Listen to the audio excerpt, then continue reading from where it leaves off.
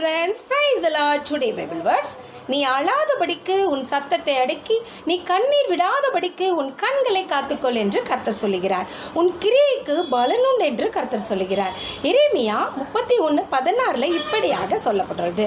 So நம்முடைய கவலைகள், துக்கங்கள், பாரங்கள் இதெல்லாம் நினைத்து நம்ம கண்ணீர் விடாதபடிக்கு, கலங்கி தவிக்காதபடிக்கு நம்முடைய பாரத்தை எல்லாம் கர்த்தர் மேல் வைத்துவிட்டு நம்ம எப்போதும் சந்தோஷமாக இருக்க வேண்டும்.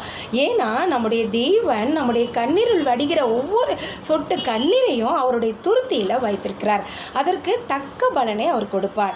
ஸோ நாம் எதை குறித்து கவலைப்படாதபடிக்கு நம்முடைய காரியங்கள் எல்லாமே நீதி உள்ளதாய் கர்த்தர் மேல் நம்ம பாரத்தை வைத்துவிட்டு நம்ம இருப்போமானால் நம்ம நீதி உள்ள எல்லா காரியங்களுக்கும் தேவன் சரியான பதிலை நமக்கு கொடுப்பார்.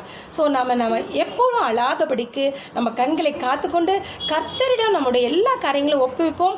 அவர் நம்மை பார்த்துக்கொள்வார். நம்மளை ஆனந்த களிப்புள்ள ஒரு பிள்ளைகளாய் நம்மளை மாற்றுவார். Okay friends, bye. Have a nice day.